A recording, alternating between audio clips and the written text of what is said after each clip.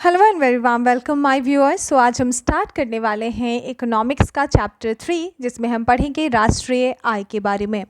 Already हमने Lucent से 2 chapter cover कर लिया है, जिसमें हमारा पहला चैप्टर था अर्थशास्त्र और अर्थव्यवस्था और हमारा दूसरा चैप्टर था आर्थिक समृद्धि एवं आर्थिक विकास। अब हम आ गए हैं अपने तीसरे चैप्टर पर, जो है राष्ट्रीय आय। इसमें बहुत ज़्यादा चैप्टर नहीं है, ओनली 14 चैप्टर्स हैं, और जो कि हम बहुत ही रेगुलरली वीडियोस बनाकर आपको कवर करा देंगे और बहुत ही डिटेल्ड में आपको एक एक चीज़ों के बारे में बताते हुए। ये नहीं कि हमने स्किप कर दिया जो चीज़ें आपको समझ ना आए, मैंने एक एक पॉइंट को बहुत अच्छे से क्लियर किया है।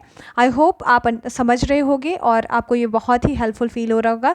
चलिए आज हम स्टार्ट करते हैं चैप्टर 3, जिसमें हम पढ़ेंगे कि राष्ट्रीय आय के बारे में और उससे संबंधित चीज़ों के बारे में, जैसे राजकोषीय नीति एंड अनदर थिंग्स लाइक जो हमारा है मॉनेटरी पॉलिसी से रिलेटेड जो भी चीज़ें होती हैं, ये जीएनपी जीडीपी, जो कि ऑलरेडी हमने सेकंड चैप्टर में भी पढ़ा है, उसे हम फिर अगेन हम रिवाइज भी करेंगे और बाकी चीज़ों को भी जानेंगे। तो चलिए स्टार्ट करते हैं। राष्ट्रीय आय, जैसे हम कहते हैं इंग्लिश में नेशनल इनकम। तो यहाँ पे एक छोटी सी परिभाषा दी हुई है राष्ट्रीय आय से संबंधित। किसी भी अर्थव्यवस्था में एक लेखा वर्ष, यानी कि एक लेखा वर्ष की बात कर रहा है। अब ये एक लेखा वर्ष कब से कब तक होता है? तो ये जनरली एक लेखा वर्ष का मतलब होता है फाइनेंशियल ईयर कहते हैं उसे। वह टोटली 12 मंथ का होता है कि का एक अवधि होता है, जिसमें सरकार या कंपनियां क्या करती हैं, अपने आमदनी और खर्च का हिसाब रखती है।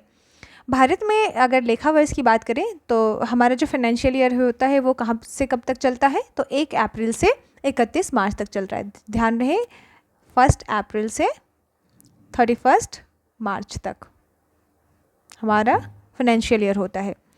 फॉर एग्जांपल 2024-25 का अगर बताओ आप फाइनेंशियल ईयर क्या होगा, तो 2024-25 शुरू होगा 1 अप्रैल 2024 से और एंड कब होगा? 31 मार्च 2025 में। अभी हमारा क्या हुआ, 1 अप्रैल 2025 से 1 अप्रैल 2025 से हमारा न्यू फाइनेंशियल ईयर स्टार्ट हो गया और ये एंड कब हो जाएगा? तो 31 मार्च 2026 को ये एंड हो जाएगा। ठीक है, तो ये कह रहा है कि किसी भी अर्थव्यवस्था में एक लेखा वर्ष के दौरान उत्पादित अंतिम वस्तु, ध्यान रहे फाइनल गुड्स की बात कर रहा है, तथा सर्विसेज यानी सेवाओं का जो मूल्य होता है राष्ट्रीय आय कहलाता है। ठीक है, अब भारत में राष्ट्रीय आय का इतिहास क्या रहा है उसके बारे में हम समझते हैं।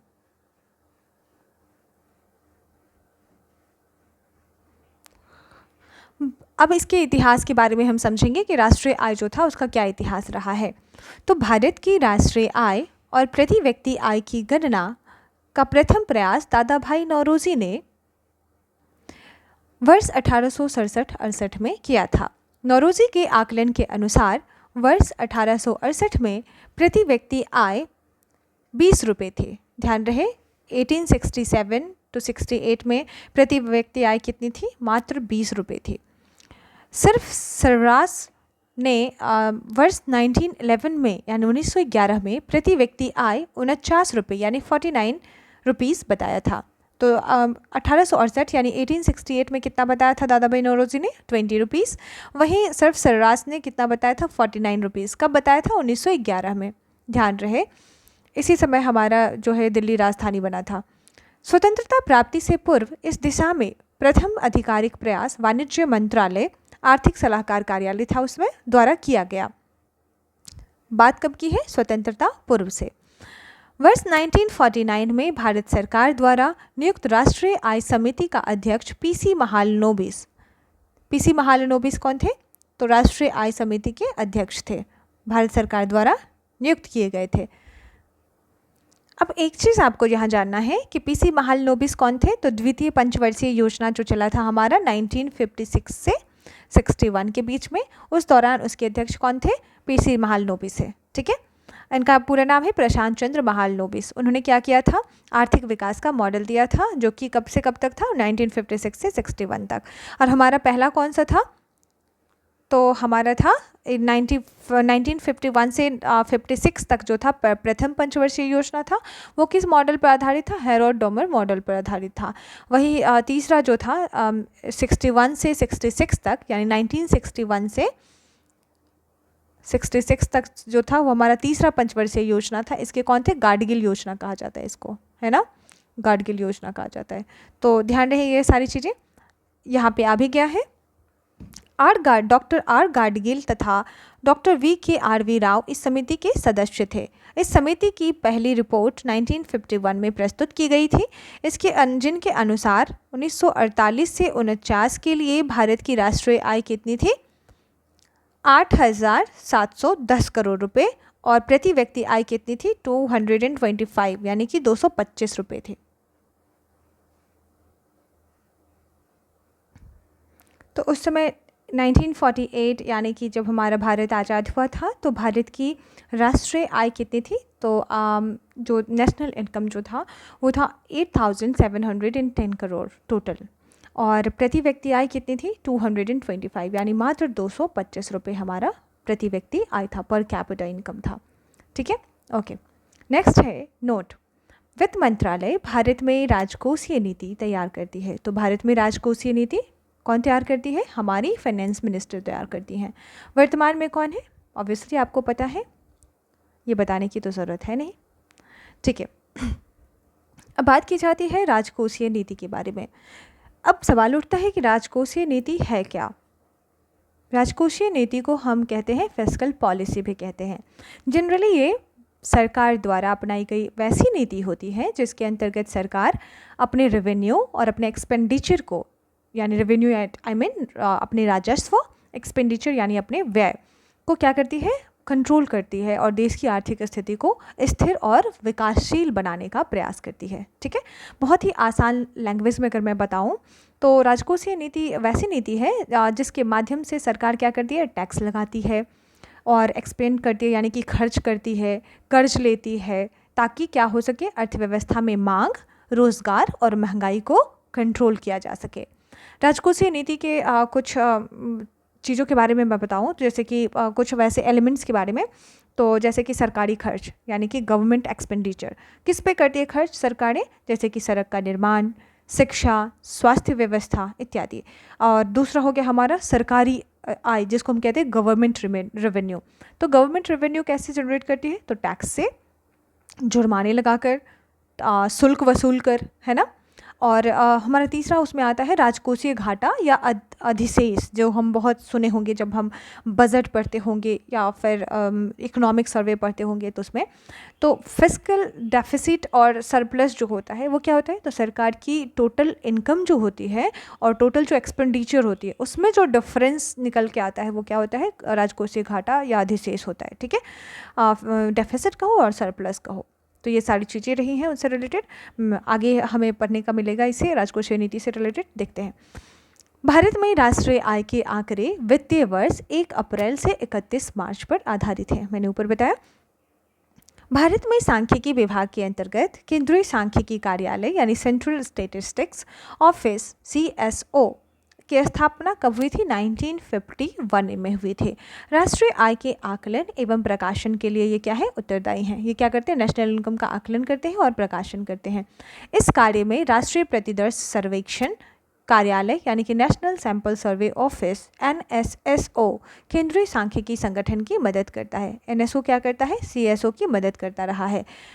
पहले की बात है, लेकिन अब जो है कंडीशन बदल चुके हैं। लेकिन वर्ष 2019 में, कब? 2019 की बात कर रहा है। क्या किया है हमारी केंद्र सरकार ने?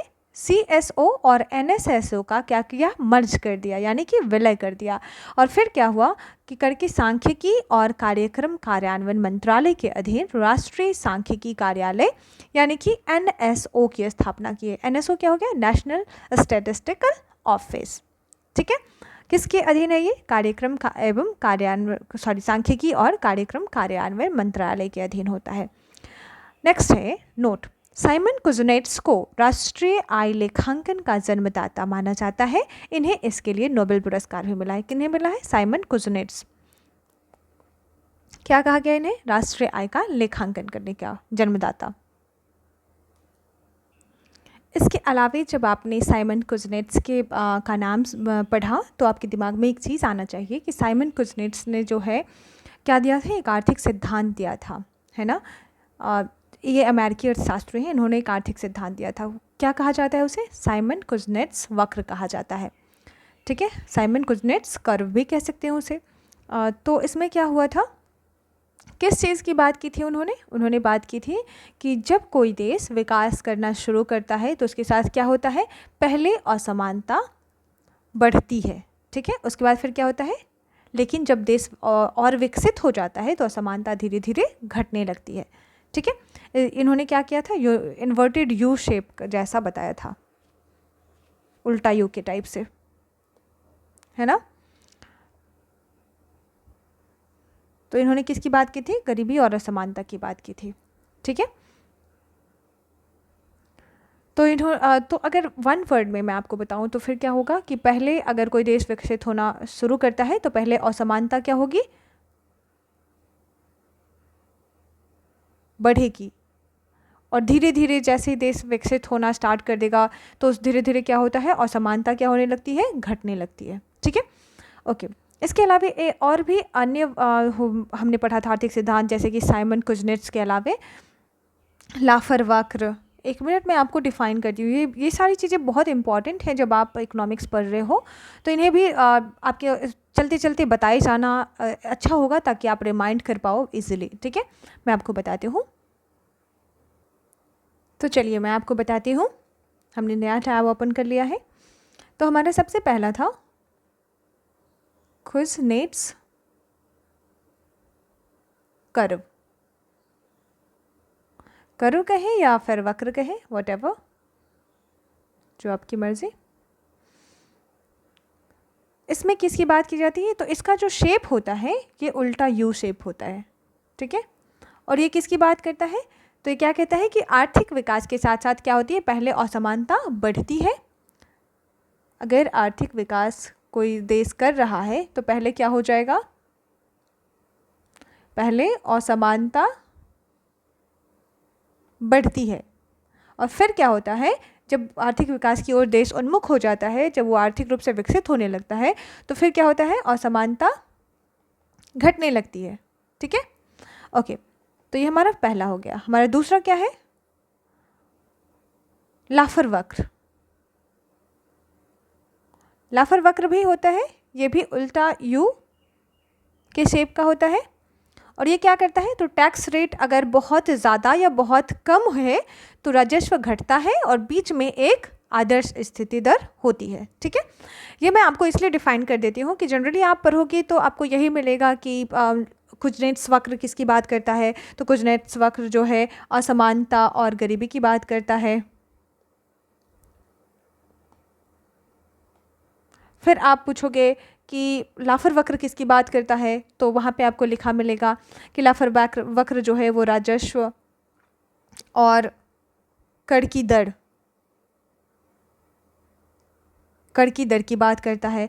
फिर आपको तीसरा दिखेगा आपको कि फिलिप्स वक्र क्या होता है, तो फिलिप्स वक्र जो है जनरली आपको ये इसका शेप जो होता है वो इन्वर्स होता है। इन्वर्स इट मीन्स नीचे की ओर झुका हुआ।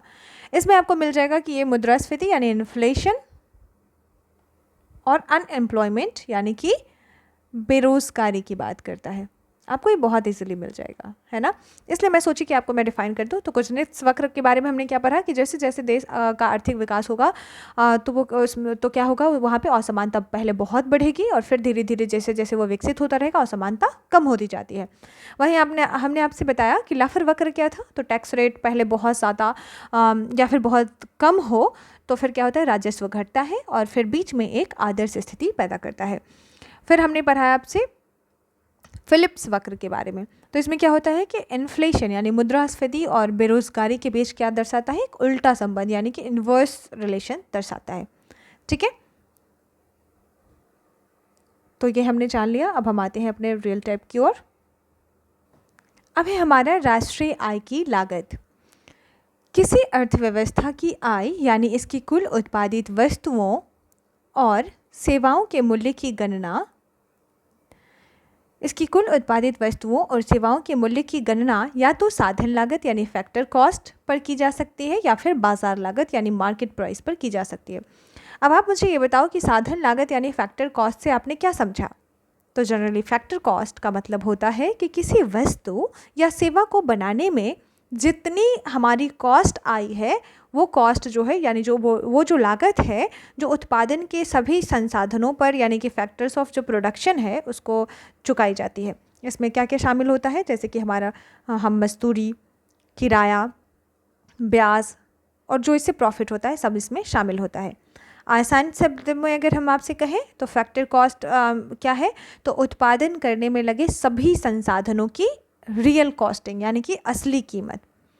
फॉर एग्जांपल मैं आपको एक एग्जांपल से समझाना पसंद करूंगी। सपोज दैट कि मान लो एक कुर्सी बनाना है, हमें क्या बनाना है, हमें एक चेयर बनाना है। ओके तो सपोज दैट कि चेयर के लिए क्या क्या चाहिए, पहले हमें लकड़ी चाहिए, वुड चाहिए जिससे चेयर बनेगा। तो सपोज दैट चेयर की कीमत 200 रुपीज़ है। और अब फिर मुझे क्या चाहिए, एक मज़दूर चाहिए जो वो उसे बनाएगा, कारीगर कह सकते हैं। तो वो क्या किया, 100 रुपया उसने लिया मजदूरी। फिर हमें मशीन चाहिए जैसे वो बनेगा, तो हमने किराए पर मशीन ली। तो मशीन की कॉस्टिंग हम किराए पर मान लेते हैं 50 रुपये की मशीन ली हमने। और फिर हमारा जो उसमें चलाने में जो बिजली खर्च हुआ वो सपोज दैट 30 रुपीज़ खर्च हुआ, हमने बिजली का किराया दिया। और तो फिर ये हमारा क्या हो गया, टोटल एक चेयर को बनाने में या एक चेयर के प्रोडक्शन में हमारा जो टोटल हुआ 380 एग्जैक्टली 380 रुपीज़ टोटल हमारा जो कॉस्ट हुआ। ये क्या हो गया, साधन लागत यानी कि फैक्टर कॉस्ट इसे ही कहते हैं। ठीक है, ये हमारा फैक्टर कॉस्ट हो गया। अब है इस फैक्टर कॉस्ट में हम क्या क्या शामिल नहीं करते, ध्यान रहे बहुत ही इंपॉर्टेंट है। तो अगर फैक्टर कॉस्ट की बात करेगा तो इसमें हम क्या शामिल नहीं करते, तो इसमें हम जीएसटी यानी कि जो जीएसटी हमारी लगती है वो शामिल नहीं होती। और सब्सिडी, अगर हमें फैक्टर कॉस्ट में कोई सब्सिडी मिली है गवर्नमेंट से, उसको इसमें शामिल नहीं किया जाता है। ठीक है, तो इसलिए आप समझ चुके कि फैक्टर कॉस्ट क्या होती है। अब हम मार्केट प्राइस की बात करें कि मार्केट प्राइस क्या होता है। तो आप ऐसे समझो मार्केट प्राइस के बारे में कि मार्केट प्राइस का मतलब होता है कि वह कीमत जिस पर कोई हम वस्तु जैसे कि सपोज दैट चेयर या फिर कोई सेवा यानी सर्विस हम बाज़ार में बेचते हैं।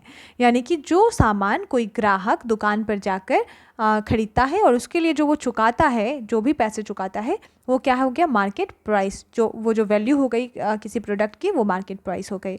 सपोज दैट हमने चेयर बनाया, तो ये चेयर की टोटल लागत कितनी आई हमारी, 380 रुपीज़ आई, है ना। अब ये तो हमारी प्रोडक्शन की कॉस्टिंग आई ना 380 रुपीज़। अब ये क्या होगा, ये मार्केट में जाएगा इसे बहुत अच्छे से। अब वो मार्केट किस टाइप का है, वहाँ पे जब ये मार्केट में पहुँचते पहुँचते इसमें जीएसटी ऐड हो जाएगा, इसमें उसकी कॉस्टिंग आ जाएगी। जो हम शेयर जहाँ पे हम दुकान में सामान बेच रहे हैं उसका रेंट का हम भर रहे हैं, उसकी भी भरपाई तो करनी है, सारी चीज़ें करनी है, कुछ प्रॉफिट्स हम ऐड करेंगे। तो वो सारी मिलते मिलते ये चेयर कहाँ हो जाती है, 510 रुपीज़ की हो जाती है। तो 380 रुपीज़ की चेयर हमें मिल जाती है 500 की या 510 रुपीज़ की। तो ये क्या होगी, इसकी कॉस्टिंग बढ़ जाती है। तो ये हमारा क्या हो गया, ये मार्केट वैल्यू हो गया। अगर हम इससे प्रॉफिट कमा रहे हैं, जीएसटी भर रहे हैं, तो ये ईच चेयर को क्या हो गया, कॉस्टिंग थे इसकी 380 रुपीज़ प्रोडक्शन कॉस्टेड, और बट इसका मार्केट प्राइस क्या हो गया 510 रुपीज़।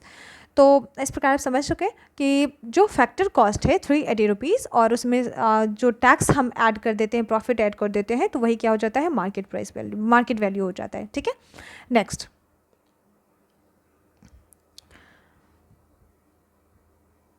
अब है साधन लागत।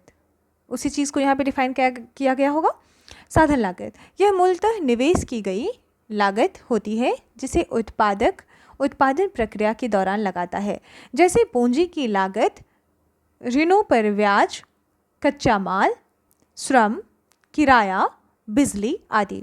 अर्थात किसी वस्तु या सेवा के उत्पादन में उपभोग या प्रयुक्त उत्पादक कारकों को संपूर्ण मूल्य को क्या कहा जाता है, उत्पादक और उत्पादक कारकों के पूरे मूल्य को हम क्या कहते हैं, फैक्टर कॉस्ट यानी साधन लागत कहते हैं। इन वस्तुओं और सेवाओं के उत्पादक उत्पादन के दौरान इन कारकों की लागत का आकलन करते हैं। इसके बाद उस वस्तु या सेवा का मूल्य निर्धारण किया जाता है। ठीक है, अब है नोट।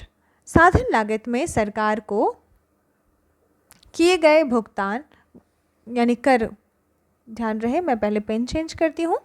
साधन लागत में सरकार को भुगतान किए गए टैक्स को शामिल नहीं किया जाता है। वेरी इंपॉर्टेंट, मैंने ऊपर बता दिया आपको, टैक्स एंड सब्सिडी शामिल नहीं की जाती है, ठीक है, क्योंकि यह प्रत्यक्ष तौर पर उत्पादन प्रक्रिया में शामिल नहीं होता है। परंतु कोई अनुदान यानी सब्सिडीज प्राप्त की जाती है तो उसे क्या किया जाता है, साधन लागत में शामिल किया जाता है, ठीक है। तो इसमें क्या किया जाता है, सब्सिडी को शामिल किया जाता है। सॉरी टू से, अगर मैं एक फॉर्मूले की बात करूं, मैं आपको इजीली समझा देती हूँ। एक्चुअली टैक्स माइनस सब्सिडीज होता है, सॉरी वहाँ पे कन्फ्यूजन थोड़ी सी हुई। जस्ट सपोज दैट अगर कोई मार्केट प्राइस की बात कर रहा है तो हम क्या करेंगे, सबसे पहले फैक्टर कॉस्ट, जो हमारी किसी वस्तु को बनाने के लिए जो कॉस्टिंग आई है उसको शामिल करेंगे, और प्लस उसमें क्या हम करेंगे, टैक्स ऐड करेंगे, तो वो मार्केट प्राइस पे हो जाएगा। लेकिन अगर हम उसमें बनाने में कोई हमें सब्सिडी मिली है गवर्नमेंट की, तो वो सब्सिडी क्या हो जाता है, माइनस हो जाता है। सॉरी, ये फॉर्मूले की वजह से थोड़ा सा इशू हो गया। तो ये क्या होता है, टैक्स माइनस सब्सिडी होता है, यानी कि हम उसमें सब्सिडी को शामिल कर लेते हैं मार्केट उसमें साधन लागत में, फैक्टर कॉस्ट में, ठीक है। तो किस में शामिल नहीं होता, ये मार्केट प्राइस में। चलिए आगे देखते हैं।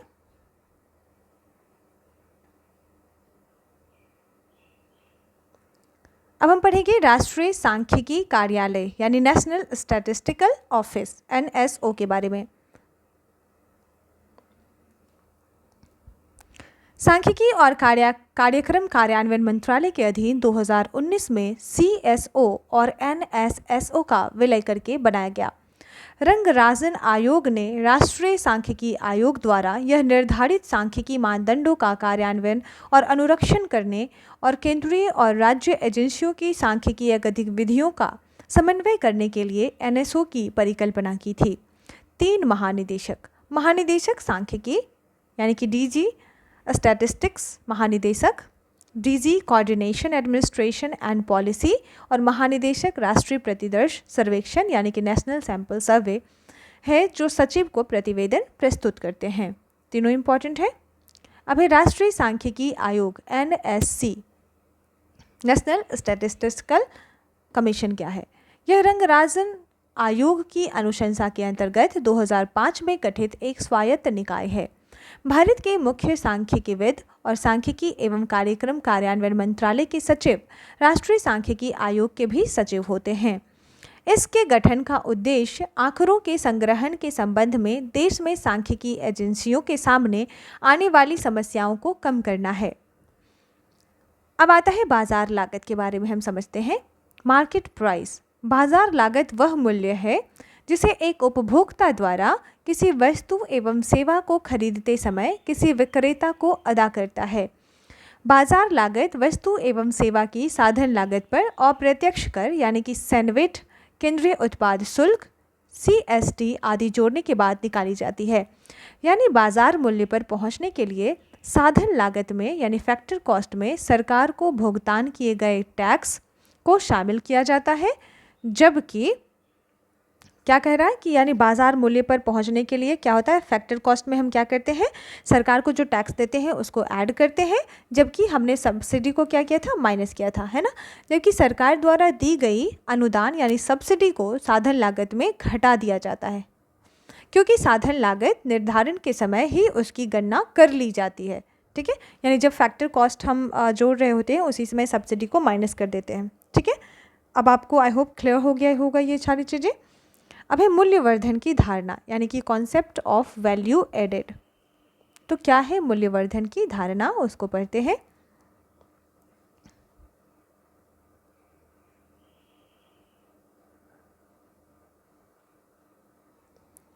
राष्ट्रीय उत्पाद या घरेलू उत्पाद का सही मूल्य निकालने के लिए, किसका, राष्ट्रीय उत्पाद या घरेलू उत्पाद का सही मूल्य निकालने के लिए, जिससे कोई वस्तु या सेवा दोहरी गणना में ना आए, यानी माध्यमिक वस्तुओं या प्रयुक्त आगतों का आकलन में आने से रोकने के लिए हम जिस विधि का प्रयोग करते हैं उसे ही मूल्यवर्धन विधि कहते हैं।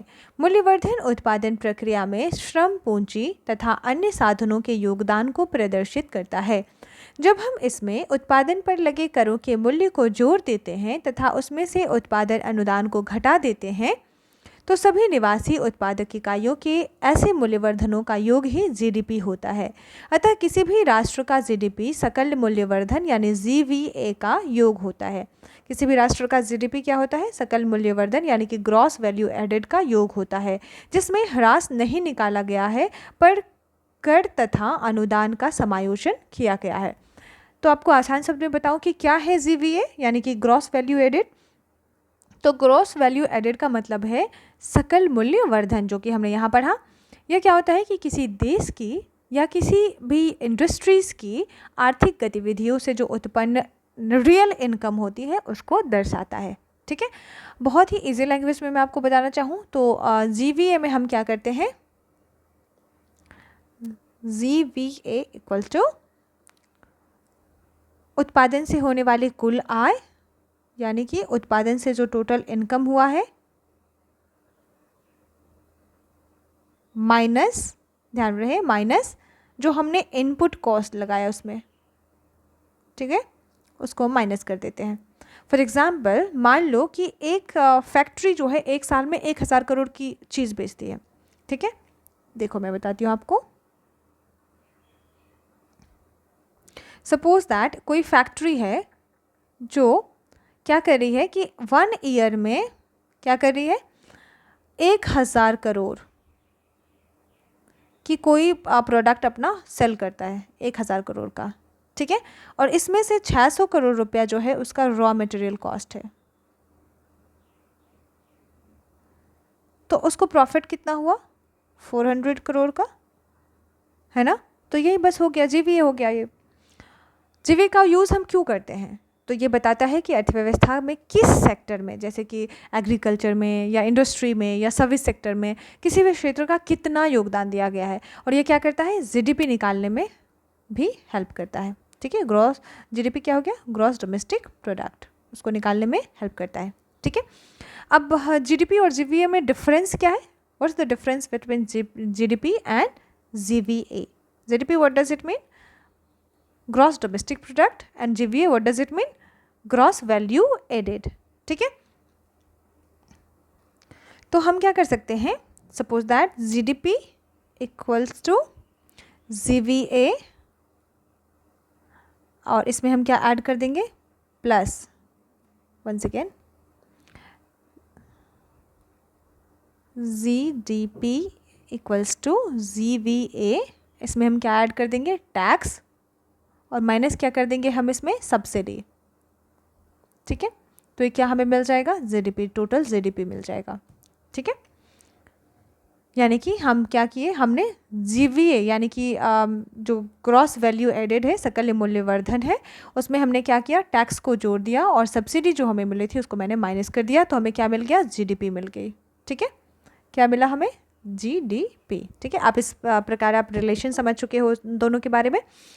ओके, अब हम आते हैं अपने मेन टॉपिक पे। ओके, नोट, भारत आधिकारिक तौर पर राष्ट्रीय आय की गणना के साथ साथ भारत आधिकारिक तौर पर राष्ट्रीय आय की गणना साधन लागत यानी फैक्टर कॉस्ट पर किया करता था। जनवरी 2015 से केंद्रीय सांख्यिकी संगठन यानी CSO द्वारा राष्ट्रीय आय की गणना अब कैसे होती है, बाजार मूल्य पर की जा रही है। बहुत ही इंपॉर्टेंट, ध्यान रहे, अब जो है राष्ट्रीय आय की गणना किस मूल्य पर की जा रही है, तो बाजार मूल्य पर की जा रही है, जो वास्तव में बाजार लागत यानी कि मार्केट कॉस्ट पर ही है। सकल मूल्यवर्धन यानी ग्रॉस वैल्यू एडेड जीवीए में उत्पाद करों को शामिल करने के बाद बाजार मूल्य ज्ञात होता है। उत्पाद कर केंद्र एवं राज्यों के अप्रत्यक्ष कर है। ध्यान रहे कैसा है, इनडायरेक्ट टैक्स है।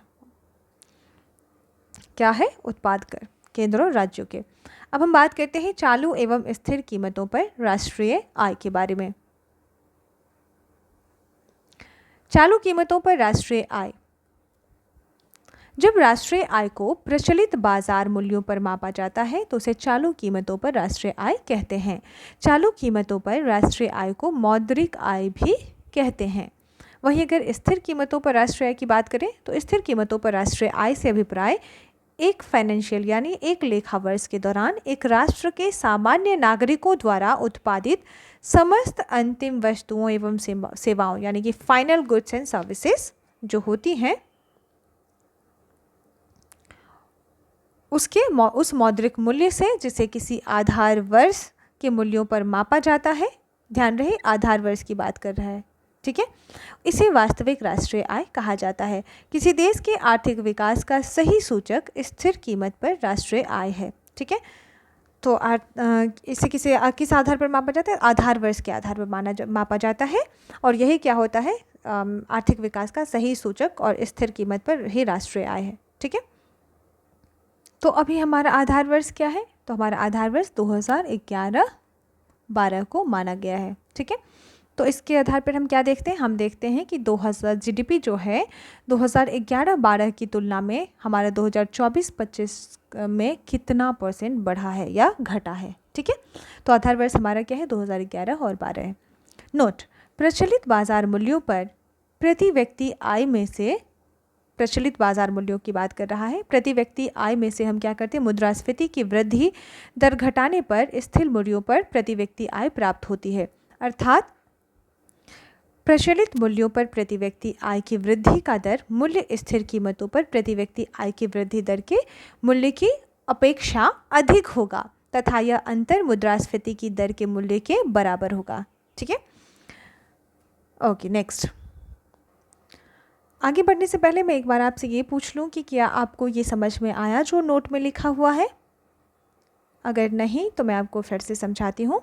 आप ऐसे समझो कि ये कहने का अर्थ है नोट का कि प्रचलित बाज़ार पर जो हमारा प्रचलित बाज़ार मूल्य है उस पर प्रति व्यक्ति आय में जो बढ़ोतरी होती है उसमें मुद्रास्फीति की दर भी शामिल होती है। यानी कि अगर आपकी आमदनी बढ़ी है तो हो सकता है कि वास्तव में महंगाई बढ़ी हो, ऐसा भी तो हो सकता है, ना कि आपकी असली इनकम बढ़ी हो। और स्थिर मूल्य पर प्रति व्यक्ति आय का मतलब है कि मुद्रास्फीति को हटाकर आपका जो रियल इनकम है उसमें हुई बढ़ोतरी को दिखाता है। ये दिखाता है कि वास्तव में आम लोगों की जो किसी भी वस्तु को खरीदने की जो क्षमता है वो कितना बढ़ा है, ठीक है।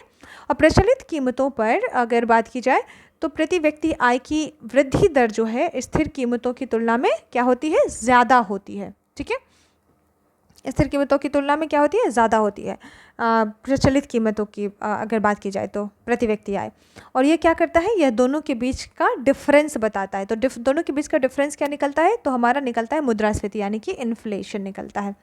देखो मैं आपको बताती हूँ ढंग से ताकि आपको समझ में आ जाए ज़्यादा अच्छे से। देखो मान लो कि आपकी आमदनी जो थी 2024 में टोटल 1 लाख थी। एक साल की आपकी टोटल इनकम जो होगी वो 1 लाख रुपए मान लेते हैं, सपोज दैट।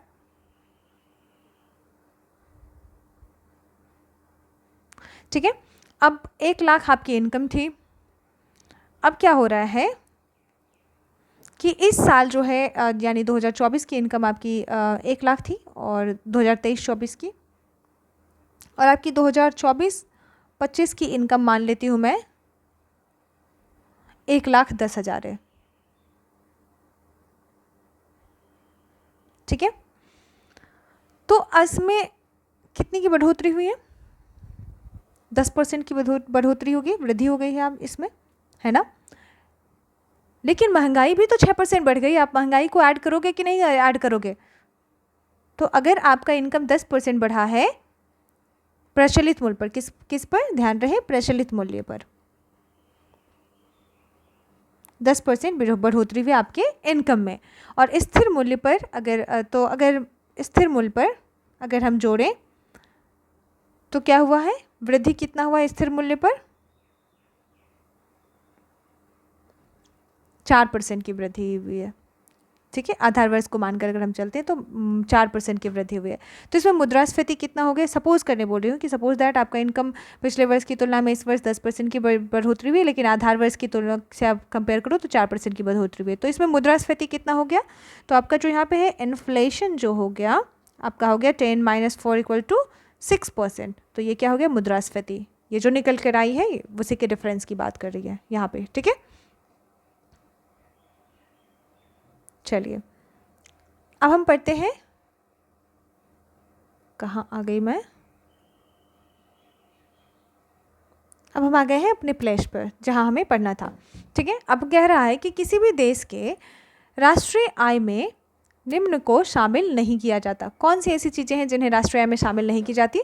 तो मध्यवर्ती वस्तुओं के मूल्य को, पुरानी वस्तुओं के मूल्य को, घरेलू सेवाओं अथवा कार्य को, वित्तीय परिसंपत्तियां जैसे कि अंश पत्र, ऋण पत्र आदि के क्रय विक्रय को शामिल नहीं किया जाता।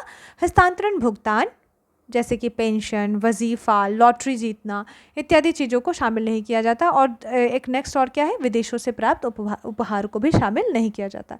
ये भी बहुत इंपॉर्टेंट है, ऐसे ही ऑप्शन दे दी जाती है और क्वेश्चन पूछा जाता है कि हम राष्ट्रीय इनकम में कौन कौन सा शामिल नहीं करते। तो इनमें से हम इसी में से 3-4 ऑप्शन उठा लेती है एग्जामिनेशंस और में जो कमीशन होती है, और फिर स्टूडेंट्स परेशान होते हैं कि अरे होता है या नहीं होता है। तो इन सारी चीज़ों को ध्यान रखना है ना। क्या था?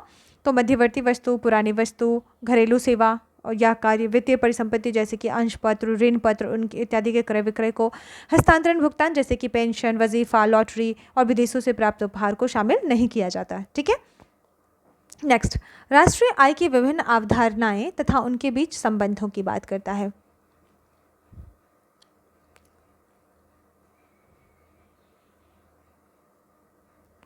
राष्ट्रीय आय की मूलतः 2 धारणाएं हैं। पहला है घरेलू उत्पाद यानी डोमेस्टिक प्रोडक्ट एवं राष्ट्रीय उत्पाद यानी नेशनल प्रोडक्ट। घरेलू उत्पाद क्या है? तो किसी देश की आर्थिक सीमा में स्थित निवासियों तथा गैर निवासियों द्वारा अर्जित आय को क्या कहते हैं? घरेलू उत्पाद कहते हैं। किसके द्वारा? तो किसी देश की आर्थिक सीमा में अर्जित स्थित निवासी और गैर निवासी यानी कि विदेशी और जो नागरिक दोनों जो हैं भारत में जितना भी अर्जित आय किए हैं उनको क्या कहते हैं? घरेलू उत्पाद कहते हैं। ठीक है। घरेलू उत्पाद घरेलू आय में निवासियों का हिस्सा प्लस घरेलू आय में गैर निवासियों का हिस्सा दोनों शामिल होता है। 1 सेकेंड। ये वैसे ही भागता है जैसे आपका दिमाग पढ़ते समय बहुत कॉरिलेशन है इसमें। ठीक है, जो का पार्ट। नेक्स्ट आता है कि राष्ट्रीय उत्पाद। राष्ट्रीय उत्पाद क्या है? National product. इसमें क्या होता है? National production. इसमें क्या है कि किसी देश की आर्थिक सीमा के भीतर तथा बाहर निवासियों द्वारा, आर्थिक सीमा के भीतर तथा बाहर हमारे देश के निवासियों द्वारा जो अर्जित आय है उसको हम क्या कहते हैं? ग्रॉस नेशनल प्रोडक्ट भी या सकल राष्ट्रीय उत्पाद भी कहते हैं। ये हमने पिछले वीडियो में यानी कि हमने चैप्टर 2 में आपको बहुत अच्छे से समझाया है। राष्ट्रीय उत्पाद क्या होता है? तो घरेलू आय माइनस शेष विश्व को भुगतान की गई साधन आय प्लस शेष विश्व से प्राप्त की गई साधन आय। घरेलू आय माइनस शेष विश्व से प्राप्त निवल आय। ठीक है। तो इसको आप पिछले वीडियो में भी देख सकते हैं, यहाँ तो पढ़ ही लिया है आपने। नेक्स्ट, राष्ट्रीय आय की 2 धारणाएं घरेलू उत्पाद तथा राष्ट्रीय उत्पाद के अतिरिक्त शेष सभी धारणाएं इन्हीं का प्रतिरूप हैं या इन्हीं पर आधारित हैं। राष्ट्रीय आय से संबंधित विभिन्न धारणाओं को निम्न रूपों में व्यक्त कर सकते हैं, जैसे कि ग्रॉस डोमेस्टिक प्रोडक्ट यानी जीडीपी, किसी देश की घरेलू सीमा के भीतर स्थित निवासी उत्पादक तथा गैर निवासी उत्पादक इकाइयों द्वारा एक वर्ष में उत्पादित सभी वस्तुओं और सेवाओं का फाइनल मौद्रिक मूल्य जो होता है वही सकल घरेलू उत्पाद कहलाता है। दूसरे शब्दों में हम कह सकते हैं कि एक फाइनेंशियल ईयर यानी कि एक लेखा वर्ष में एक देश की घरेलू सीमा में सभी उद्यमियों, चाहे वह निवासी हों या गैर निवासी या अनिवासी, उनके द्वारा की गई सकल मूल्य वृद्धि को सकल घरेलू उत्पाद कहा जाता है। इसका आकलन राष्ट्रीय एवं निजी उपभोग, सकल निवेश, सरकारी एवं व्यापार शेष के योगफल द्वारा भी किया जाता है। जीडीपी इक्वल्स टू अर्थव्यवस्था में सभी संस्थाओं का सकल मूल्यवर्धन, जीवीए का कुल योग है। ठीक है। अब जीडीपी वृद्धि दर, ये क्या है? तो जीडीपी वृद्धि दर देश का प्रदर्शन इंगित करता है। प्रति व्यक्ति जीडीपी, यह अन्य देशों की तुलना में आर्थिक विकास का स्तर इंगित करती है। नोट, किसी देश की आर्थिक वृद्धि की सर्वाधिक उपयुक्त माप क्या है? जीडीपी, उसका जीडीपी है। ठीक है। सकल घरेलू उत्पाद जीडीपी का आखिर क्या उपयोग है? अगर हम जीडीपी मापते हैं तो इसका यूजेस क्या है? तो हम पढ़ते हैं, हमने कल भी आपको बताया था कि इससे हम क्या करते हैं, जीडीपी में होने वाले वार्षिक प्रतिशत परिवर्तन ही किसी अर्थव्यवस्था की वृद्धि दर है। यह परिमाणात्मक दृष्टिकोण है। इसके साथ आकार से देश की आंतरिक शक्ति का पता चलता है, लेकिन इससे उत्पादों एवं सेवाओं की गुणवत्ता का पता नहीं चलता है। ठीक है, तीसरा क्या कह रहा है कि अंतर्राष्ट्रीय मुद्रा कोष एवं विश्व बैंक की ओर से सदस्य देशों का तुलनात्मक विश्लेषण इसी के आधार पर किया जाता है। ठीक है, अब आते हैं हम साधन लागत पर सकल घरेलू उत्पाद यानी कि gross domestic product at a factor cost. इसमें क्या कह रहा है कि gross domestic product at a factor cost यानी कि किसी वस्तु या सेवा के उत्पादन में उपभोग या प्रयुक्त उत्पादक कारकों के संपूर्ण मूल्य को साधन लागत यानी फैक्टर कॉस्ट कहा जाता है। तो क्या कह रहा है कि कोई भी वस्तु या सर्विस जो है उसका अगर उत्पादन करते हैं तो उसमें उपभोग या फिर जो उसमें जो यूजेस किया हुआ सामान उत्पादक कारक है उसके संपूर्ण मूल्य को हम क्या कहते हैं, फैक्टर कॉस्ट कहते हैं। पीछे जो हमने पढ़ा था, साधन लागत में सरकार को भुगतान किए गए कर को शामिल नहीं किया जाता। ठीक है, सरकार को जो हम टैक्स देते हैं उसको शामिल नहीं किया जाता, क्योंकि यह प्रत्यक्ष तौर पर उत्पादन प्रक्रिया में शामिल नहीं होता है। परंतु कोई अनुदान या सब्सिडीज प्राप्त की जाती है तो उसे क्या हो जाता है, साधन लागत में शामिल किया जाता है। ठीक है, अब है नोट। CSO द्वारा फरवरी 2015 में जारी निर्देश के अनुसार अब साधन लागत पर व्यक्त GDP राष्ट्रीय आय को नहीं प्रदर्शित करेगी। ठीक है, साधन लागत पर जो व्यक्त GDP है वो क्या है, राष्ट्रीय आय को प्रदर्शित नहीं करेगी। अब हम पढ़ते हैं नेक्स्ट, बाजार मूल्य पर सकल घरेलू उत्पाद यानी कि gross domestic product at a market price. अभी हमने फैक्टर कॉस्ट पे पढ़ा था, अब हम मार्केट प्राइस पे पढ़ते हैं GDP एट मार्केट प्राइस। बाजार मूल्य वह मूल्य है जिसे एक उपभोक्ता द्वारा खरीदते समय किसी विक्रेता को सौंपा जाता है। बाजार मूल्य पर पहुंचने के लिए साधन लागत में सरकार को भुगतान किए गए टैक्स को शामिल किया जाता है, जबकि मार्केट प्राइस में हम उसको फैक्टर कॉस्ट में उसको हम शामिल नहीं करते हैं। जबकि सरकार द्वारा दी गई सब्सिडी जो अनुदान है उसको हम क्या करते हैं, वहाँ पे माइनस कर देते हैं। ठीक है, तो GDP at factor cost equal to क्या होता है, GDP at market price minus tax को हम ऐड करते हैं और अनुदान को हम माइनस कर देते हैं। ठीक है, अब आते हैं नाम मात्र बनाम वास्तविक GDP।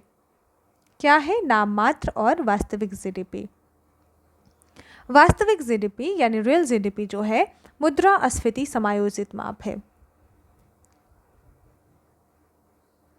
वास्तविक GDP मुद्रास्फीति समायोजित माप है जो किसी दिए गए वर्ष में अर्थव्यवस्था द्वारा उत्पादित सभी वस्तुओं और सेवाओं का मूल्य दर्शाता है। ये किस पर होता है, स्थिर कीमतों पर व्यक्त करने के लिए उत्पादन के प्रति व्यय दृष्टिकोण का उपयोग करके वास्तविक GDP की गणना की जाती है।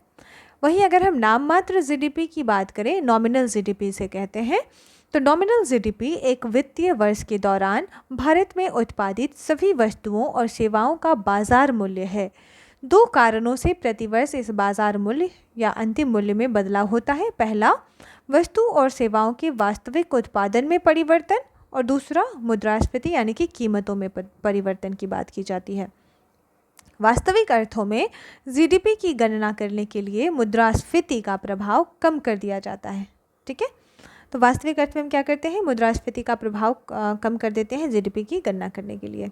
ठीक है, इस काम के लिए दिए गए एक कारक को GDP अपस्फीति कारक कहा जाता है, यानी इसको इंग्लिश में GDP डिफ्लेटर कहा जाता है। GDP डिफ्लेटर यानी कि अपस्फीति कारक जो होता है, ये जो GDP डिफ्लेटर यानी कि GDP अपस्फीति कारक है, इस इक्वल टू क्या होता है, नाम मात्र GDP यानी कि nominal GDP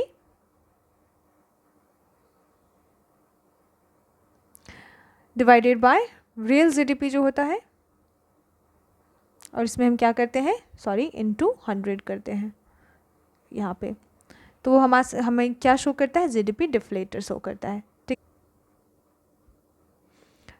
note, GDP deflator generally इसमें से क्या निकलता है, मुद्रास्फीति ही तो निकलती है ना।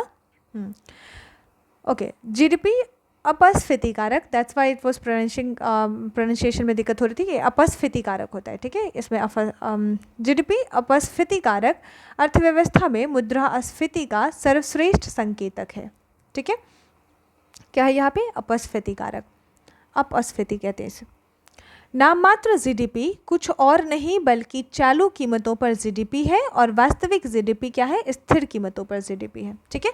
तो नाम मात्र में क्या हो गया? यानी कि जो टेम्पररी अभी चालू कीमत पर जो चल रहा है, मार्केट प्राइस पर, करंट प्राइस पर, उसमें उसको नाम मात्र कहते हैं, और जो स्थिर कीमत पर चली जाती है उसे हम क्या कहते हैं? वास्तविक जीडीपी कहते हैं। वास्तविक जीडीपी उत्पादन में परिवर्तन इंगित करता है, जबकि नाम मात्र जीडीपी कर भी सकती है या नहीं भी कर सकती है, दोनों सिचुएशन यहाँ पे। इसलिए नाममात्र जीडीपी की तुलना में वास्तविक जीडीपी क्या होता है? आर्थिक समृद्धि का बेहतर संकेतक माना जाता है, ठीक है। नाममात्र जीडीपी की तुलना में कौन सा? वास्तविक, क्योंकि ये स्थिर कीमत पर होता है, इसलिए क्या हो जाता है? ज़्यादा बेहतर संकेतक है। अब आते हैं सकल राष्ट्रीय उत्पाद यानी कि ग्रॉस नेशनल प्रोडक्ट। हमने पहले भी पढ़ा है कि किसी अर्थव्यवस्था में जीएनपी उस आय को कहते हैं जो जीडीपी में विदेशों से होने वाली आय को जोड़कर प्राप्त किया जाता है। दूसरे शब्दों में सकल राष्ट्रीय उत्पाद यानी कि ग्रॉस नेशनल प्रोडक्ट एक वर्ष की अवधि में एक देश के सामान्य नागरिकों द्वारा देश की घरेलू सीमा के अंदर या बाहर उत्पादित की गई अंतिम वस्तुओं यानी कि फाइनल गुड्स एंड सर्विसेज का सकल मूल्य से संबंधित है। ध्यान रहे, नागरिकों की बात कर रहा है सिर्फ। यदि एक्स देशवासियों द्वारा विदेशों में अर्जित आय हो तो वह एम विदेशियों द्वारा देश में अर्जित आय हो तो क्या हो जाता है? सपोज दैट यदि एक्स जो है देशवासियों द्वारा विदेशों में अर्जित आय, यानी देशवासियों ने जो विदेशों में कमाया, यानी कि हमारे देश के लोगों ने अमेरिका में जो कमाया, और एम जो है जो अमेरिकी लोगों ने हमारे इंडिया में कमाया, तो उस केस में हम क्या करते हैं?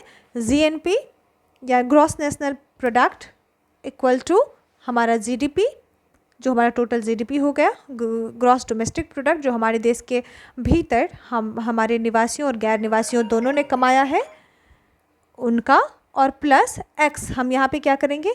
कोई देशवासी जो विदेश में कमाया है उसको हम यहाँ पे ऐड कर लेंगे, और कोई जो विदेशी हमारे भारत में कमाया है उसको हम क्या करते हैं? यहाँ पे माइनस कर देंगे, ठीक है। बंद अर्थव्यवस्था के अंतर्गत क्या हो जाता है? एक्स माइनस एम, यानी एक्सपोर्ट माइनस इम्पोर्ट, टोटल क्या हो जाता है? 0।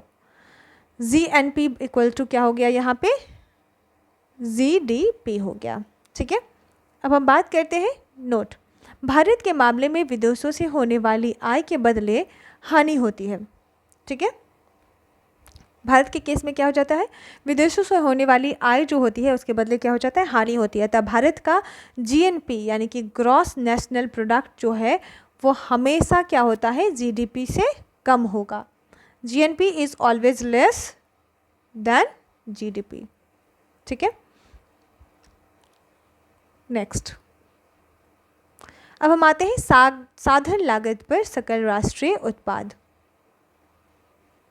चलिए हम जल्दी जल्दी चीज़ों को समझते हैं क्योंकि चैप्टर थोड़ा बड़ा है। तो साधन लागत पर सकल राष्ट्रीय उत्पाद यानी ग्रॉस नेशनल प्रोडक्ट यानी जीएनपी एट फैक्टर कॉस्ट। साधन लागत पर सकल राष्ट्रीय उत्पाद से आशय उस राष्ट्रीय उत्पाद से है जिसका मूल्य उत्पादन क्रिया में प्रयुक्त साधनों को प्राप्त आय के आधार पर ज्ञात किया जाता है।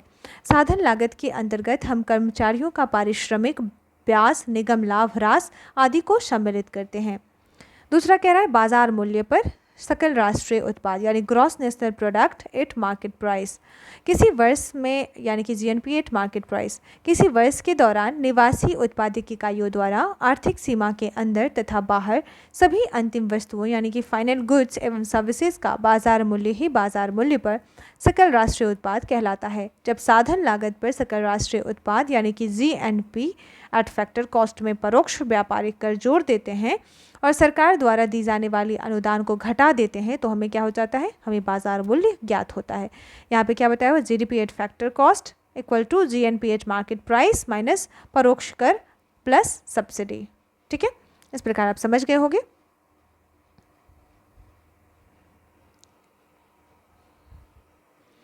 अगर मैं इसे आपको आसान शब्द में ऐसे बता दूं, रीडिंग तो हमने कर ही लिया है, तो आसान शब्द में अगर मैं आपको बताऊं तो क्या होना है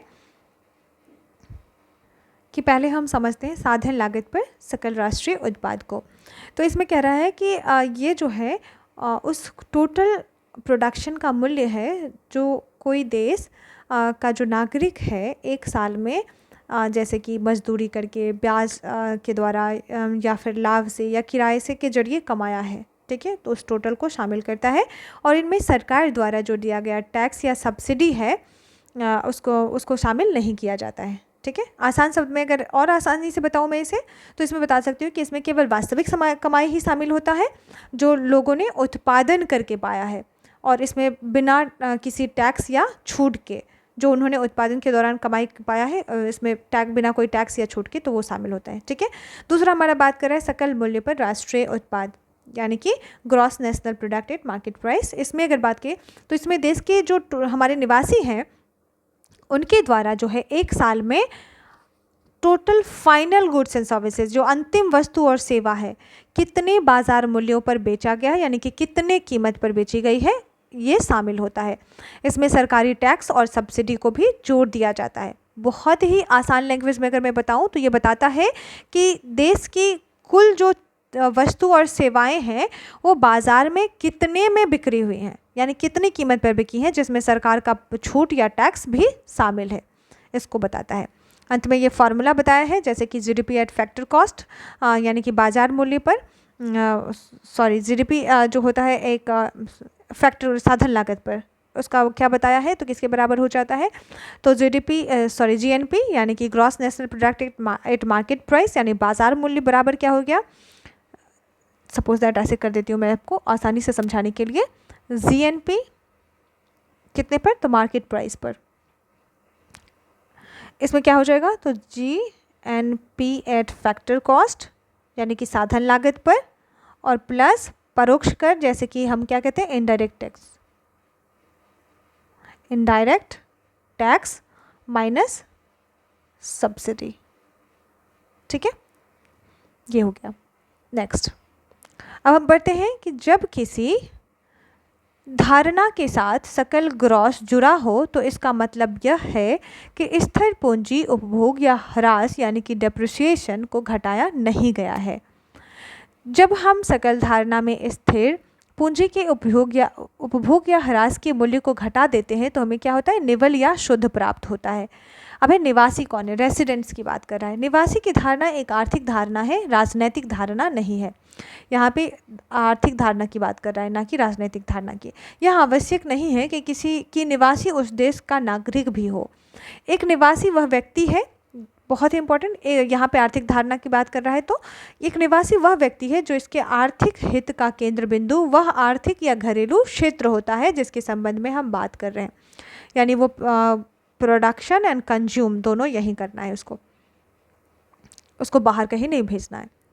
अब है जीएनपी के विभिन्न उपयोग, यानी कि ग्रॉस नेशनल प्रोडक्ट जो है उसके क्या क्या उपयोग है उसके बारे में बात कर रहा है।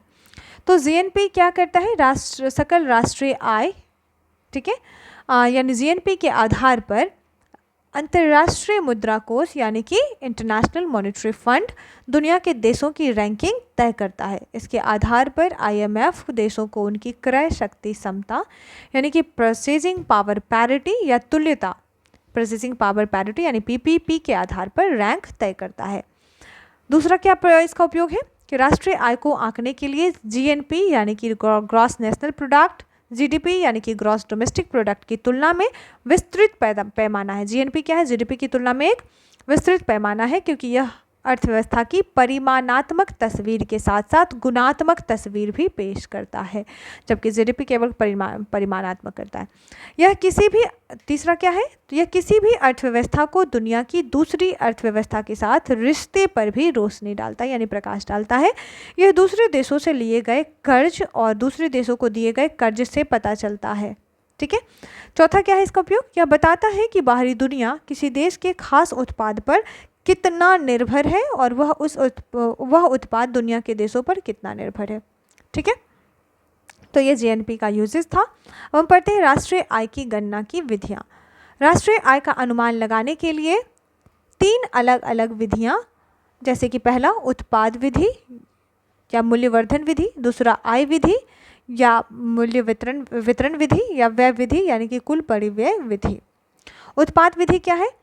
इसे उत्पादन विधि या मूल्यवर्धन विधि भी कहा जाता है। इस विधि के अंतर्गत सकल मूल्यवर्धन यानी GVA ग्रॉस वैल्यू एडेड या GDP एट मार्केट प्राइस की गणना की जाती है, जो और कुछ नहीं बल्कि तीनों क्षेत्रों अर्थात प्राथमिक क्षेत्र, द्वितीयक क्षेत्र और तृतीयक क्षेत्र के उत्पादन मूल्य मध्यवर्ती उपभोग के बीच का क्या है? अंतर है।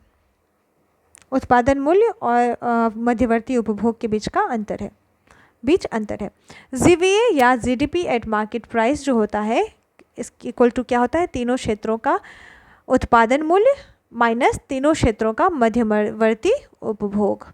ठीक है, यहाँ मध्यवर्ती उपभोग से मतलब नोट में देखो दिया हुआ है, मध्यवर्ती उपभोग वस्तु के उत्पादन में प्रयुक्त मध्यवर्ती वस्तुओं यानी कि कच्चे माल के रूप को संदर्भित करता है। GVA की गणना करते समय दोहरी गणना से बचने के लिए क्या होता है? मध्यवर्ती उपभोग को घटा दिया जाता है। यदि घटाया नहीं जाता है तो उक्त मध्यवर्ती उत्पाद का मूल्य राष्ट्रीय आय में 2 बार गिना जाएगा, एक बार मध्यवर्ती वस्तु के रूप में और एक बार अंतिम वस्तु के रूप में। तो इससे क्या हो जाएगा? मार्केट वो प्राइस बढ़ जाएगी, यानी हमें एक्चुअल प्राइस नहीं पता लग पाएगा। तो इसलिए हम क्या करते हैं? मध्यवर्ती वस्तुओं के मूल्य को हम घटा देते हैं, ऐड नहीं करते हैं। ठीक है, हम क्या करते हैं? अंतिम वस्तुओं के मूल्य को ऐड करते हैं। ठीक है, नेक्स्ट, उत्पाद विधि के अंतर्गत राष्ट्रीय आय में निम्नलिखित वस्तुओं और सेवाओं को शामिल किया जाता है। उत्पाद विधि के अंतर्गत पहला, लाभ कमाने के लिए बाजार में बेची जाने वाली वस्तुएं और सेवाएं। दूसरा, निःशुल्क आपूर्ति के लिए निःशुल्क आपूर्ति की जाने वाली वस्तु और सेवाएं। फॉर एग्जाम्पल, उदाहरण के लिए स्कूली बच्चों को निःशुल्क दोपहर का भोजन। तीसरा, अस्थायी पूंजी का अपने लिए उत्पादन। चौथा, आरोपित किराया या आरोपित ब्याज। अब यहाँ पे आरोपित किराया क्या है? तो आरोपित किराया जब कोई संपत्ति एक ही व्यक्ति के स्वामित्वाधीन होती है और उसके द्वारा उसका उपयोग किया जाता है, तो वास्तव में उसके द्वारा अपने आय को किराया भुगतान नहीं किया जाता है। उस काल्पनिक किराया को आरोपित किराया कहा जाता है। इसी प्रकार आरोपित ब्याज है।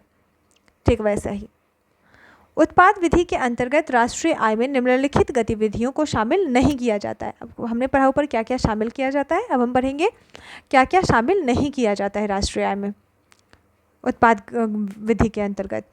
तो क्या नहीं शामिल करते? तस्करी और जुए जैसी अवैध गतिविधियाँ, गैर आर्थिक वस्तुएं जैसे कि जल, वायु, पुरानी वस्तुओं का क्रय विक्रय ये शामिल नहीं होता। मध्यवर्ती वस्तुओं का शामिल नहीं होता, मध्यवर्ती वस्तुएं नहीं होती। और पांचवा, अंतरण भुगतान जैसे कि उपहार मिला हो, दान मिला हो, ये सारी चीज़ें शामिल नहीं होती। पूंजीगत लाभ शामिल नहीं होता। नेक्स्ट है आधारभूत कीमतों पर GDP या GVA। आधारभूत कीमत पर ग्रॉस डोमेस्टिक प्रोडक्ट या ग्रॉस वैल्यू एडेड। 2015 में CSO जो कि अब NSO बन चुका है, यह निर्णय किया गया कि सकल मूल्यवर्धन यानी GDP या सकल घरेलू उत्पाद का क्षेत्रवार अनुमान अब कारक लागत के बजाय आधारभूत कीमतों पर दिया जाएगा। आधारभूत कीमत उत्पादक द्वारा रखी गई मात्रा का मापन करती है, इसलिए उत्पादक के निर्णय लेने के लिए कीमत सर्वाधिक प्रासंगिक होता है। आधारभूत कीमतों पर GVA की अवधारणा कारक लागत या बाजार कीमत पर GVA से अलग है। आधारभूत कीमतों पर GVA या GDP क्या इक्वल टू क्या है? कारक लागत पर GVA प्लस शुद्ध उत्पादन कर। शुद्ध उत्पादन कर जहाँ पर शुद्ध उत्पादन कर इक्वल टू क्या हो जाता है? शुद्ध उत्पादन का मतलब क्या हो गया? उत्पादन कर यानी कि प्रोडक्ट पर जो टैक्स लगा है वो प्रोडक्शन पर और माइनस सब्सिडी, जो यहाँ दिया हुआ है। ठीक है, उत्पादन कर के उदाहरणों में भू राजस्व, स्टाम्प, पंजीकरण शुल्क आदि शामिल हैं। और उत्पादन सब्सिडी में रेलवे को दी गई सब्सिडी, किसानों को दी गई सब्सिडी, ग्रामीण एवं लघु उद्योगों को दी गई सब्सिडी आदि शामिल हैं।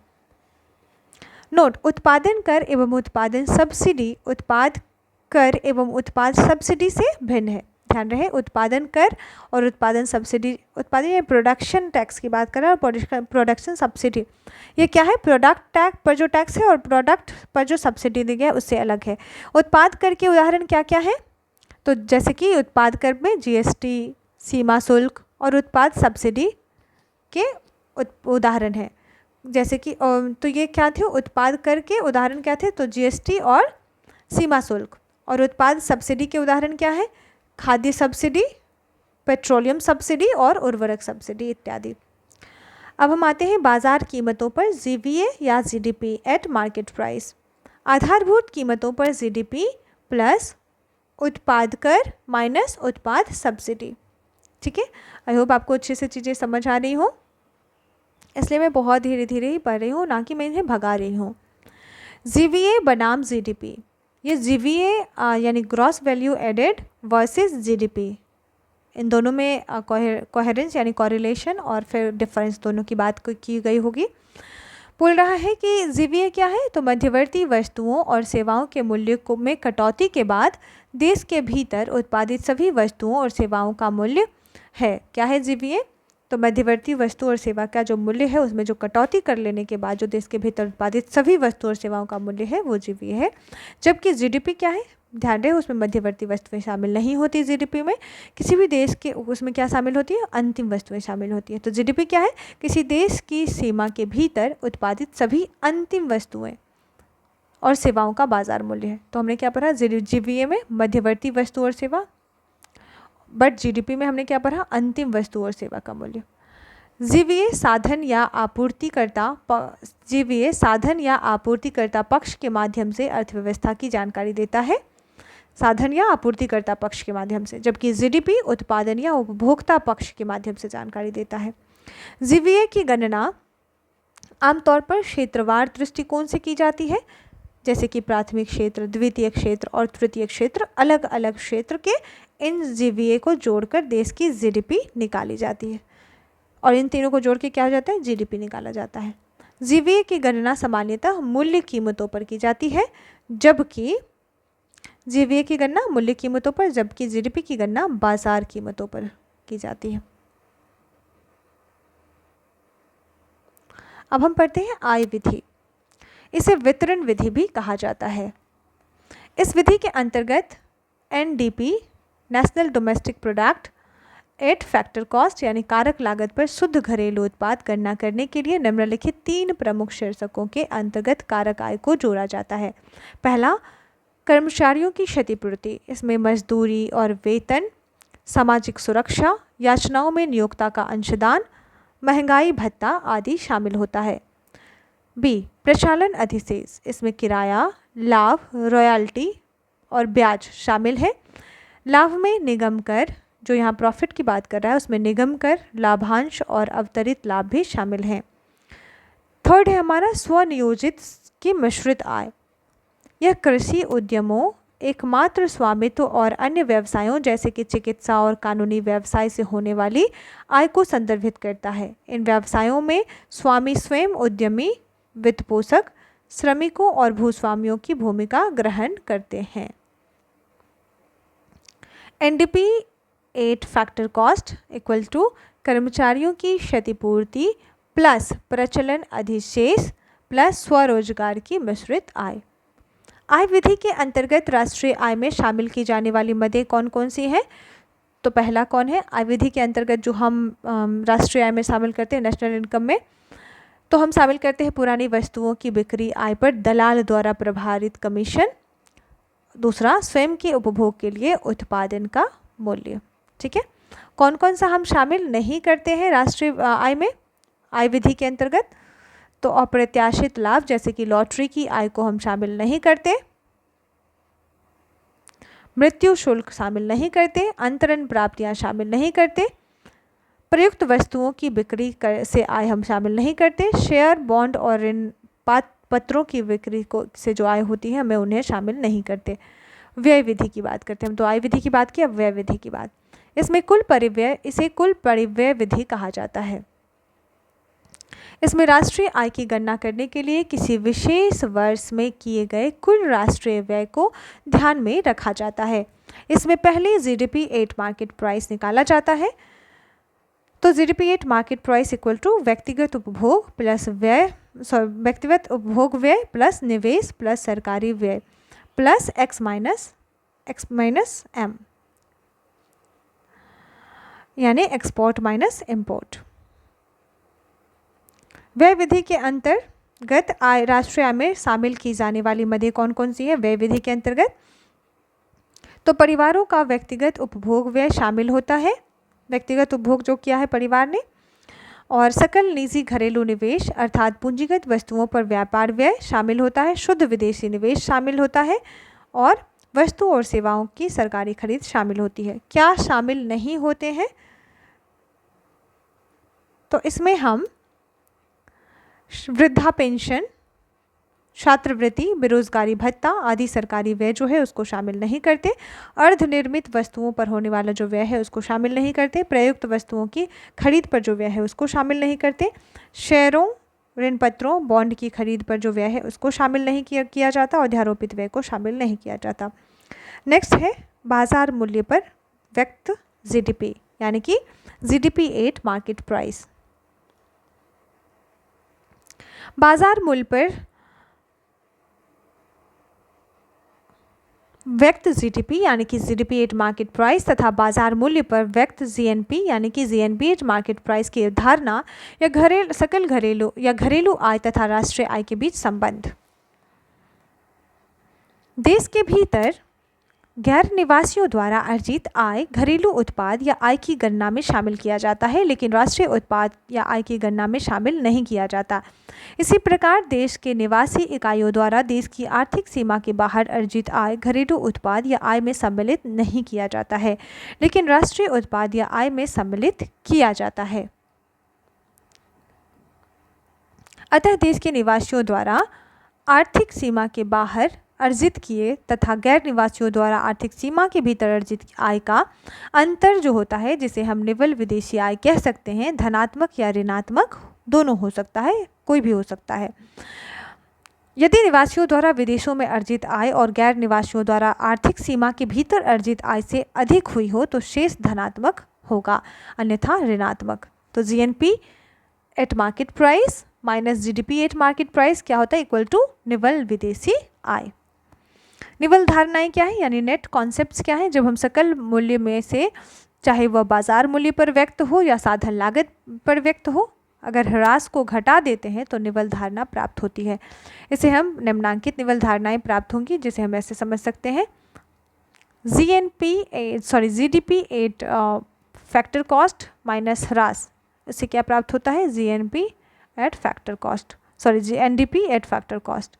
दूसरा जीडीपी एट मार्केट प्राइस में अगर हम ह्रास को माइनस कर देते हैं तो हमें क्या होता है? एनडीपी एट मार्केट प्राइस प्राप्त होती है। ये फॉर्मूलाज आप देखना इंपॉर्टेंट है, ध्यान से इसको आप ऊपर जो डेफिनेशन दिया गया उसके आधार पर समझ जाओगे। तो GNP eight factor cost minus ह्रास यानी NNP at a factor cost. वहीं जीएनपी यानी gross national product at market price में अगर हम ह्रास को माइनस करते हैं तो हमें क्या मिलता है? नेट नेशनल प्रोडक्ट, यानी कि निवल जो प्रोडक्ट राष्ट्रीय उत्पाद हमें प्राप्त होता है एट मार्केट प्राइस। अब शुद्ध घरेलू उत्पाद क्या है, यानी कि net domestic product, NDP, net domestic product. यह किसी भी अर्थव्यवस्था का वह जीडीपी है जिसमें से एक वर्ष के दौरान होने वाली मूल्य कटौती यानी ह्रास को घटाकर प्राप्त किया जाता है। इसमें मूल्य कटौती की दर सरकार द्वारा निर्धारित होती है। नोट: भारत में मूल्य कटौती की दर का निर्धारण केंद्रीय वाणिज्य एवं उद्योग मंत्रालय करता है। Very important. NDP equal to GDP minus ह्रास। अतः किसी भी वर्ष में किसी भी अर्थव्यवस्था में एनडीपी जो है हमेशा उस वर्ष की जीडीपी से कम होगा। वेरी इंपॉर्टेंट, ये एक स्टेटमेंट फ्रेम करके पूछा जा सकता है एग्जाम में। तो क्या होता है कि किसी भी अर्थव्यवस्था में नेशनल डोमेस्टिक प्रोडक्ट जो है वो क्या होता है? जीडीपी से कम होगा किसी भी वर्ष में। जीडीपी का यानी कि एनडीपी का प्रयोग कहाँ कहाँ करते हैं? एनडीपी का प्रयोग जो है इसका इस्तेमाल घिसावट के चलते होने वाले ह्रास को समझने के लिए किया जाता है। दूसरा, अनुसंधान और विकास के क्षेत्र में अर्थव्यवस्था की उपलब्धि को दर्शाने के लिए भी इसका प्रयोग होता है। एनडीपी का इस्तेमाल दुनिया की अर्थव्यवस्थाओं की तुलना के लिए नहीं किया जाता है, क्योंकि दुनिया की अलग अलग अर्थव्यवस्थाएं अपने यहाँ मूल्य कटौती की अलग अलग दरें निर्धारित करती हैं। अब हम बात करते हैं शुद्ध राष्ट्रीय उत्पाद, नेट नेशनल प्रोडक्ट। सकल राष्ट्रीय उत्पाद में से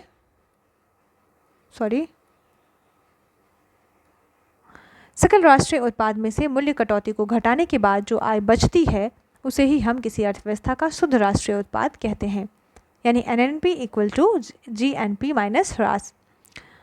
यहाँ NNP equal to GDP plus विदेशियों से प्राप्त होने वाली आय माइनस मूल्य कटौती। एनएनपी के विभिन्न उपयोग क्या हैं?